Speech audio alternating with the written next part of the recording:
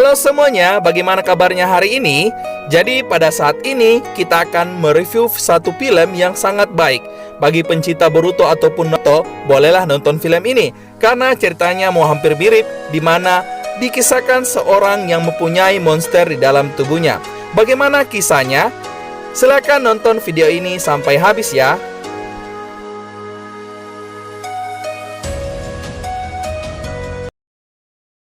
Di awal film, kita diperlihatkan orang-orang yang tewas karena serangan monster yang keluar dari dalam segel Biro Yin Yang. Pada saat kejadian, ada seorang pemuda yang masih selamat. Kita sebut saja namanya King Min. Pemuda tersebut kemudian dihampiri beberapa orang, dan dia dituduh sebagai pelaku dari pembunuhan orang-orang di tempat itu. Kemudian, datanglah seorang wanita sebagai ketua dari Biro Yin Yang. Sebut saja namanya Baini. Baini ini tidak mempercayai bahwa King Min telah membunuh orang-orang tersebut. Memanfaatkan situasi tersebut, King Min pun pergi dari tempat itu. Selanjutnya, scan berlanjut menceritakan di mana pada mulanya monster dan manusia hidup berdampingan. Namun, semua berubah ketika monster ular berkepala 9 merusak hubungan keduanya. Tetapi pada saat yang sama, datanglah Master Yin Yang yang berhasil membunuh dan menyegel ular berkepala 9 tersebut di dalam batu lin, sehingga hubungan monster dan manusia menjadi terpisah.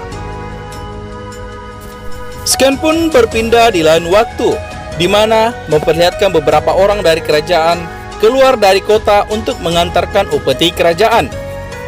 Namun, di perjalanan mereka dihadang oleh monster bertopeng.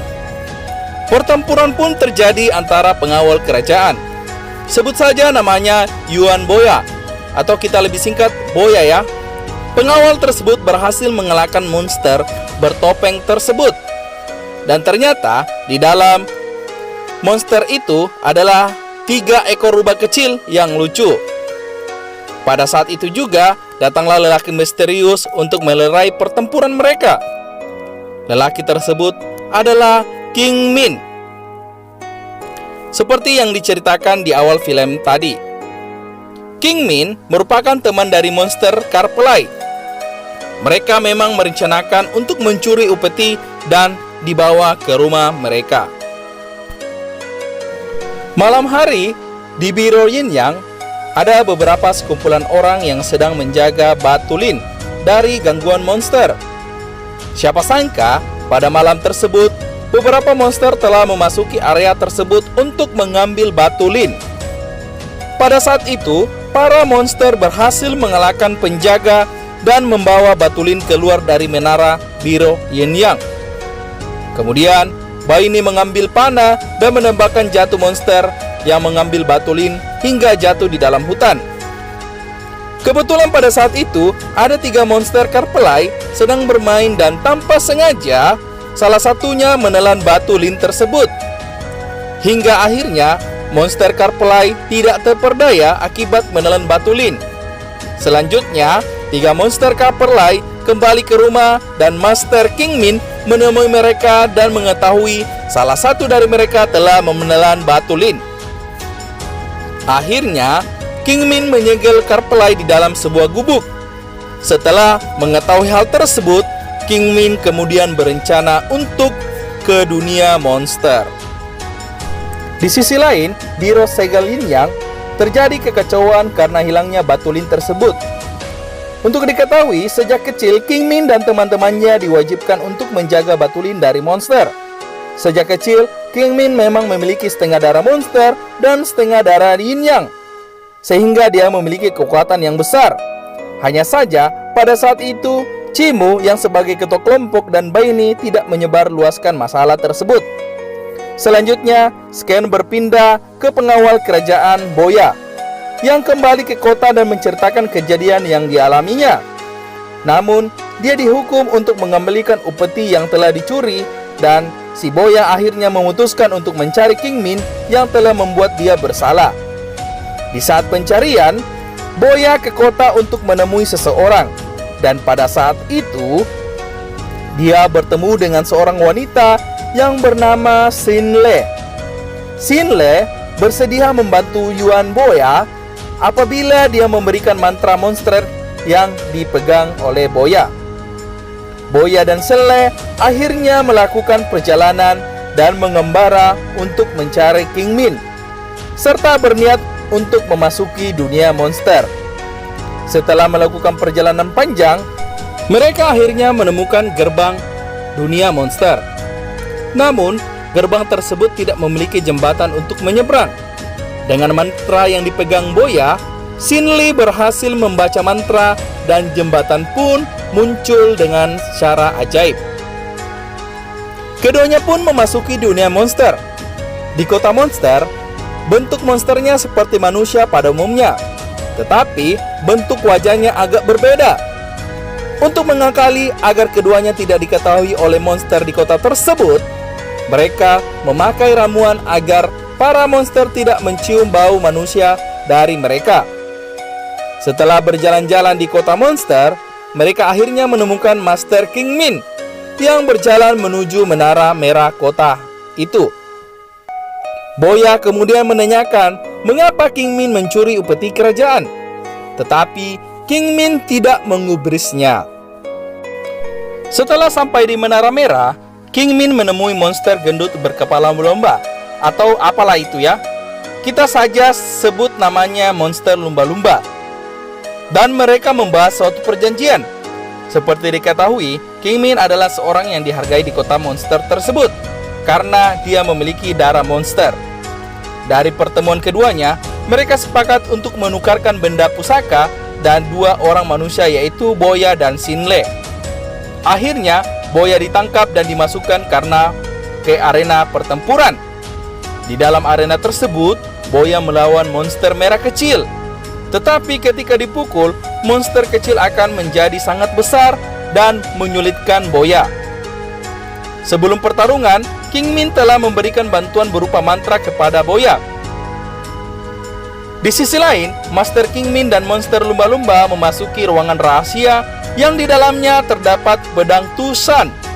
Pedang ini digunakan untuk membunuh dan menyegel monster ular berkepala 9. Pada saat King Min mengambil pedang Tusan, datanglah pengawal dari biro Yin Yang untuk menangkap King Min. King Min berhasil meloloskan diri dari tempat itu dengan kekuatan magicnya. Namun, ketua wanita Baini datang dan ikut dalam pengejaran King Min. Keduanya pun memperlihatkan kekuatan magic dan ilusinya masing-masing. Di sisi lain, pengawal Boya berhasil mengalahkan monster merah berkat mantra dari King Min. Karena aturan main dari pertarungan tersebut, harus ada salah satu yang mati agar bisa keluar dari arena pertandingan. Tapi Boya punya nurani dan memutuskan tidak membunuh monster merah dan berniat untuk keluar secara paksa dari tempat itu bersama Sinle. Tetapi mereka dihalangi oleh monster-monster yang ada di situ. Tanpa disangka, monster merah kecil yang telah dikalahkan Boya membantu mereka untuk melarikan diri. Monster merah kecil balas budi pada Boya karena dia tidak jadi membunuhnya. Di atas arena pertempuran, King Min dan ketua Baini bertarung memperebutkan pedang Tushan. Tanpa sengaja, pedang itu jatuh tepat di depan pengawal Boya. Para monster takut dengan pedang Tusan tersebut. Kemudian King Min turun dan ikut membantu Boya dan Sinle melarikan diri. Selain monster, pada saat itu juga mereka diserang oleh pengawal biro segel Yin Yang. Namun siapa sangka ketua wanita Baini membantu King Min dan temannya. Tetapi dia terkena panah pada bagian dadanya, sehingga membuat King Min marah dan mengeluarkan sedikit kekuatan monster di dalam tubuhnya, dan memutuskan teleportasi ke tempat lain ke rumah King Min bersama dengan Baini, Boya, Sinle, dan monster merah mengikuti mereka juga. Akhirnya mereka pun tiba di kediaman King Min. Selanjutnya, Master King Min merawat dan menyembuhkan Baini. Pada saat Baini sadar, King Min menceritakan tentang masa lalu mereka bersama Baini dan Simu. King Min, Baini, dan Simu dari kecil merupakan sahabat. King Min pernah berjanji akan menjadi master untuk Baini. 7 tahun sebelumnya, Baini dan Chimu sejak dahulu mensupport Kingmin karena monster Xianglu dalam tubuhnya. Chimu merupakan seorang ketua dalam perguruan mereka. Chimu pernah berpesan kepada Kingmin pada malam tersebut untuk menghafalkan mantra terbalik jika monster di dalam Kingmin tidak dapat dikendalikan. Nah, dari cerita tersebut, kita kembali kepada awal cerita tadi, di mana banyak orang yang tewas dalam menara Biro Yin Yang. Pada malam tersebut, Chimu dibunuh oleh monster salju tepat di depan mata Kingmin. Dari situlah Kingmin dituduh membunuh semua orang dalam menara tersebut. Di luar halaman Kingmin, monster Karpelai yang memakan Batulin mengamuk. Akhirnya, Kingmin dengan terpaksa membunuh monster Karpelai yang disayanginya untuk mengendalikan keadaan. Selanjutnya, Baini mengambil Batulin dari tubuh monster dan kembali ke Biro Yin Yang. Di sisi lain, Ratu Salju berniat untuk mengambil Batulin yang telah diambil kembali oleh ketua Baini untuk dikembalikan ke Biro Yin Yang. Monster salju memerintahkan pengawalnya untuk menghalangi Baini. Setelah Baini sampai, pengawal Biro kemudian mendatangi ketua Baini untuk melindunginya. Namun pada saat itu juga, monster salju datang untuk merebut Batulin. Pertempuran pun terjadi dan hanya menyisakan Baini sendirian. Untung saja pada saat itu, Kingmin datang membantu Baini dengan membawa pedang tusanya. Kingmin dan monster salju kemudian bertarung di tempat lain dan meninggalkan Baini sendirian. Pada saat itu, datanglah pengawal dari monster salju berhadapan dengan Baini. Setelah mereka bertabung, ternyata pengawal tersebut adalah Chimu, yang menurut Baini, Chimu telah mati 7 tahun yang lalu. Kemudian, Chimu menceritakan tentang obsesi kekuatan yang dimiliki oleh Kingmin dan ingin menguasainya melalui Batulin tersebut. Setelah Baini dikalahkan, Chimu pun mengambil Batulin dan berubah wujud menjadi monster bertanduk berkaki kalajengking. Chimu sebenarnya adalah master dari Ratu Salju yang pada saat malam kejadian 7 tahun yang lalu pura-pura mati karena sebuah ilusi dari Chimu dan Ratu Salju. Monster salju melayani Chimu yang telah membebaskannya dari segel Biro Yin Yang. Dari sinilah awal cerita film ini. Di saat yang sama, Kingmin berhasil mengalahkan monster salju dengan mudahnya menggunakan pedang tusan. Selanjutnya, Chimu menuju dunia monster dan mengaktifkan kekuatan yang lebih besar di dunia monster. Chimu menaiki menara merah di kota monster dan mengeluarkan aura hitam serta memengaruhi semua monster di dalam kota tersebut. Di saat yang sama, di kediaman Kingmin, Boya, Xinli, 2 wanita dan monster lainnya mempersiapkan diri untuk membakar rumah dan pergi dari tempat itu. Di sisi lain, setelah Kingmin mengalahkan Ratu Salju, Kingmin menuju menara untuk menemui Chimu dalam wujud barunya. Setelah bertemu, Chimu menceritakan kejadian sebenarnya pada 7 tahun yang lalu. Sejak dahulu, Chimu ingin menguasai dunia dengan menggunakan kekuatan Batulin. Dengan wujud barunya, Kingmin sangat mudah dikalahkan. Bahkan, dengan menggunakan pedang tusan saja, tidak mampu membunuh Chimu dengan mudah. Di sisi lain, Boya, Xinli, dan teman-teman monster lainnya menuju jembatan monster untuk menghentikan monster yang akan memasuki dunia manusia. Berbagai cara mereka lakukan. Salah satu wanita berubah bentuk menjadi pohon sakura besar untuk menjadi tameng bagi teman-temannya. Mereka bertarung dengan monster-monster tersebut dengan berbagai cara. Tapi secara tiba-tiba monster menjadi diam dan tidak bertarung dikarenakan kehadiran dari Chimu dalam wujud barunya yang menusuk jantung Master Kingmin, yang menyebabkan Kingmin sekarat dan jatuh ke jurang yang dalam. Di bawah jurang, Kingmin yang sudah sekarat, di dalam alam bawah sadarnya, dia bertemu dengan monster Xianglu atau ular berkepala 9. Monster dalam tubuhnya akan memberikannya kekuatan jika Kingmin menuruti kemauan dia.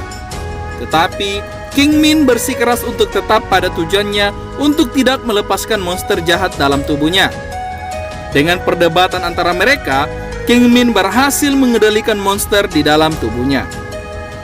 Di atas jembatan, monster merah milik Boya mati, tertusuk demi menyelamatkan Boya dari para monster jahat. Tiba-tiba, datanglah Master King Min dari bawah jurang dengan wujud baru, rambut berwarna putih, serta kekuatan yang sangat besar. Pertarungan antara King Min dan Chimu pun kembali terjadi. Setelah bertarung dengan sengit, King Min berhasil membunuh Chimu dengan kekuatan luar biasa yang dimilikinya dan berhasil menarik kembali batu lin dari tubuh Chimu. Awan gelap dan pengaruh dari Chimu akhirnya juga ikut hancur. Setelah itu, Baini datang ke jembatan karena sudah terlepas dari ikatan Chimu dan berniat untuk menyimpan batu lin di biro segel Yin Yang. Tapi tiba-tiba Xing Min menghancurkan batu lin tersebut karena sudah tidak ada gunanya. King Min telah mengendalikan monster dan memilih untuk tetap hidup di dunia monster serta melepaskan ikatan dengan para sahabat dan temannya. Setelah kejadian tersebut, pengawal Boya menjadi pahlawan besar dari bencana yang telah terjadi. Dan Master King Min tetap di kota monster. Namun, sekali-kali dia mengunjungi dunia manusia untuk melihat para sahabatnya.